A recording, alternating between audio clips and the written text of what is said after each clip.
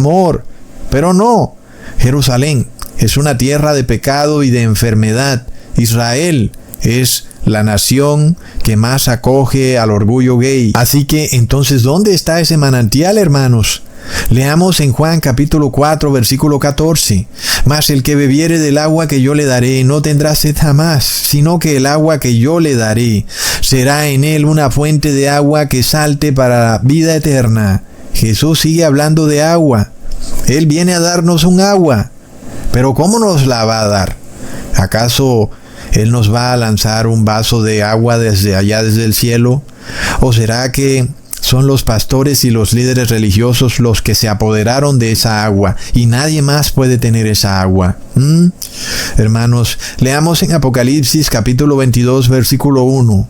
Después me mostró un río limpio de agua de vida, resplandeciente como cristal, que salía del trono de Dios y del Cordero. Esa es el agua, hermanos. Y ese es el río de agua viva, y es ahí donde tenemos que bautizarnos. Pero, ¿será que nos tocará tomar un cohete para ir a la santa ciudad, si es que eso se pudiera, para meternos en ese río? No, ese río baja acá a la tierra y fluye por la tierra. Y está esperando a que tú vengas a meterte en el agua de vida, para que laves tus vestiduras y te limpies y purifiques del pecado y de la inmundicia. Hermanos, leamos en Juan capítulo 3, versículo 3. Respondiendo Jesús le dijo: de cierto te digo, que el que no naciere de nuevo no puede ver el reino de Dios. Y muchos piensan que esta frase de Jesús justifica el bautismo en agua. Pero, ¿a qué agua se refería Jesús? ¿Acaso somos como la mujer samaritana en el pozo, que pensaba que Jesús se refería al agua del pozo cuando él le decía, dame de beber? ¿O será que Jesús se refería al agua en general? No, Jesús nos muestra un río de agua viva que fluye desde la santa ciudad y que desciende a la tierra. Hermanos, y nosotros tenemos la oportunidad de bañarnos y de beber de ese río de agua cristalina. Leamos en Ezequiel capítulo 47, versículo 1. Me hizo volver luego a la entrada de la casa, y aquí aguas que salían de debajo del umbral de la casa hacia el oriente, porque la fachada de la casa estaba al oriente, y las aguas descendían de abajo hacia el lado derecho de la casa, al sur del altar. Hermanos, ¿será que en el primer y segundo templo tenían fuentes de agua corriente, de agua viva? No, era una fuente de bronce con agua adentro, pero no era un río que fluía del templo. Entonces, ¿a qué se refiere el profeta Ezequiel? Leamos del versículo 8 al 9. Y me dijo, estas aguas que salen a la región del oriente y descenderán al Arabá y entrarán en el mar, y entradas en el mar, recibirán sanidad las aguas, y toda alma viviente que nadare por donde quiera que entrar en esos dos ríos vivirá, y habrá muchísimos peces por haber entrado allá a estas aguas, y recibirán sanidad, y vivirá todo lo que entrare en este río. ¡Wow, hermanos! Estamos viendo entonces cómo la ley ceremonial nos va llevando como una niñera a lo que es espiritual, en donde ahora tenemos a un río que fluye de la santa ciudad celestial, y todo el que entrare en este río tendrá sanidad y vivirá. Pero las multitudes no lo conocen. Si lo conocieran, no hubieran salido corriendo a esconderse en sus casas en el 2020. Porque sus pastores y líderes religiosos los engañaron, diciéndole que ellos tenían la fuente, y que era ahí en ese templo donde ellos recibían sanidad, y plop, esas eran aguas quietas, aguas podridas, porque el agua que está quieta se va pudriendo. Pero el agua que está moviéndose, el agua corriente que fluye, esa agua está cristalina y te purifica de la impureza. Es del templo celestial que sale agua viva, agua para la sanidad de cualquiera que quiera tenerla.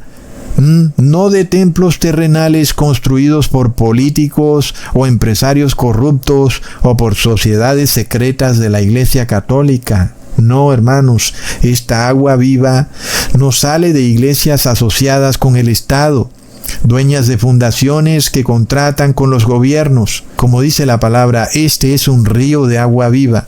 Son aguas corrientes que no están estancadas ni putrefactas. Son aguas puras que purifican y santifican a todo ser humano. Leamos en Juan capítulo 7, versículo 37 al 39.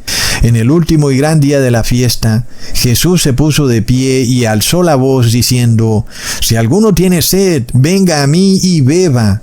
El que cree en mí, como dice la Escritura, de su interior correrán ríos de agua viva.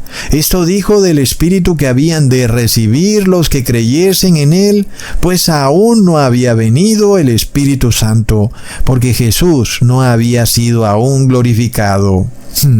Hermanos, ¿será que Jesús trabajaba en alguna empresa repartidora de agua que decía: si alguno tiene sed, venga a mí y beba? Hermanos, así de ridículo es el cristianismo hoy en día, cuando Jesús dice: yo soy el pan de vida, y entonces van y se cocinan un pan y declaran que Jesús es ese pan y se lo comen.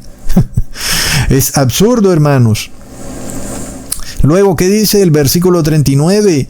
Que cuando Jesús hablaba de ríos de agua viva se refería al Espíritu Santo que habían de recibir los que creyesen en él. Es decir, el mismo versículo te lo aclara. Ahora, cuando Jesús habla con Nicodemo y le dice que hay que nacer de agua y espíritu, muchos dicen que esto es prueba de que el bautismo debe hacerse en agua. Si hubiera sido así, ¿por qué Jesús no le dijo a Nicodemo: mira, si quieres tener vida eterna, ve y bautízate en el río? Jesús jamás le dijo eso. Y es que Jesús estaba hablando simbólicamente. Es que Jesús no te está diciendo ni que consigas un vaso para que tomes agua, ni que vayas a lanzarte a una piscina con el pastor. Y como si fuera poco, Jesús le deja bien claro a Nicodemo cómo es el verdadero bautismo para nacer de nuevo como hijos de Dios. Leamos en Juan capítulo 3, versículo 6. Lo que es nacido de la carne, carne es, y lo que es nacido del Espíritu, Espíritu es. Así que el que es nacido de carne nace envuelto en agua amniótica dentro del abdomen de su madre. Pero el que es nacido del Espíritu, nace ungido del Espíritu, y ya no es carne. No quiere decir que ya no es ser humano, sino que quiere decir que ya no está bajo la ley de la carne. Ya no viola la ley de Dios para buscar la felicidad, sino que ahora está bajo la ley del Espíritu. Y los frutos del Espíritu son paz y gozo, es decir, felicidad, verdadera felicidad. Leamos en Primera de Juan capítulo 5 versículo 18. Sabemos que todo aquel que ha nacido de Dios no practica el pecado, pues aquel que fue engendrado por Dios le guarda, y el maligno no le toca. Este es el verdadero bautismo, el cual nos lleva a ser hijos verdaderos de Dios, que ya no practican el pecado como forma de vida, buscando la supuesta felicidad, porque finalmente entendieron que el pecado no los lleva a la felicidad, sino al dolor y a la amargura, a la enfermedad y a la muerte. Finalmente lo entendieron. Entendieron que la felicidad está con Dios, y para ello nos bautizamos en el Espíritu de Dios, para lograr comportarnos como hijos de Dios, como los ángeles del cielo que están felices, porque no buscan la felicidad a través de violar la ley de Dios, sino que guardan la ley de Dios, y eso les da paz y felicidad. Y ese es el plan de Dios. Dios quiere un mundo feliz, una tierra feliz, pero para eso tienes que darte cuenta que el error lo tienes tú. Has hecho lo mismo una y otra vez durante toda tu vida. Piensas que es el alimento el que te da la felicidad. Y Dios te dice: no, no es el alimento el que te da la felicidad. Ese es el virus del Ouroboros, cuando buscas obtener felicidad a través de sensaciones corporales. Lo vemos, hermanos. Leamos en Hechos capítulo 1, versículo 4. Estando juntos, les mandó que no se fueran de Jerusalén, sino que esperasen la promesa del Padre, la cual les dijo: oísteis de mí. Hasta este punto, Todavía pudiera algún terco decir, Ecusatón, mira que el bautismo sigue siendo en agua, pero miremos que el verdadero bautismo es en espíritu. Esta es la promesa del Padre. Es ese río de agua viva que fluye desde el trono, que es Jesús mismo, que en su espíritu desciende por toda la tierra, sale desde el trono celestial, como vimos en el libro de Ezequiel. Es ese río de agua viva. Puedes bañarte en él, puedes tomar de él. Él es el que le da aliento de vida a todos los seres vivos de la tierra, pero Él quiere que tú tengas vida eterna, no solo aliento de vida. Él quiere que tengas espíritu vivificador, para que vivas eternamente. Para eso tienes que zambullirte en ese río de vida. Eso es lo que estuvo profetizado. Es la promesa que el Padre hizo para todo ser humano. Es lo que nos revela lo que le ocurrió al sirio Naamán, que estaba todo leproso. La lepra es el resultado del pecado. Y él se zambulló en ese río. Ese río simbólicamente representa a Jesús. No quiere decir que tienes que ir a meterte en un río. Es que ya tenemos a un río. Es Jesucristo. Leamos en Hechos capítulo 2, versículo 38. Pedro les dijo, arrepentíos y bautícese cada uno de vosotros en el nombre de Jesucristo para perdón de los pecados y recibiréis el don del Espíritu Santo. Ahí lo tienen, hermanos. El bautismo es en el Espíritu Santo y es la promesa del Padre. Leamos en Joel capítulo 2, versículo 28 al 29. Y después de esto derramaré mi espíritu sobre toda carne, y profetizarán vuestros hijos y vuestras hijas. Vuestros ancianos soñarán sueños, y vuestros jóvenes verán visiones. Y también sobre los siervos y sobre las siervas derramaré mi espíritu en aquellos días. Entonces, ¿cómo vamos a recibir el verdadero bautismo, hermanos? No lo vamos a recibir tampoco solos, aislados del mundo. Lo vamos a recibir a través de la iglesia, porque así fue como Jesús lo decretó. Veamos en Mateo capítulo 28, versículo 19 al 20. Por tanto, id y haced discípulos a todas las naciones, bautizándolos en el nombre del Padre y del Hijo y del Espíritu Santo, enseñándoles que guarden todas las cosas que os he mandado. Y aquí yo estoy con vosotros todos los días, hasta el fin del mundo. Amén. Vemos cómo este video nos da otro elemento para entender el por qué Jesús aquí no está mandando a bautizar en nombre de la Trinidad. Miremos, hermanos, que Jesús tampoco ordena bautizar en agua.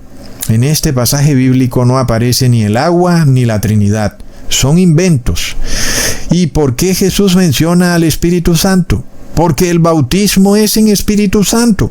Ahora, ya entiendes por qué las iglesias cristianas, que sabemos cuál es el pasado de la Iglesia Católica, sabemos que ella cabalga al gran dragón escarlata.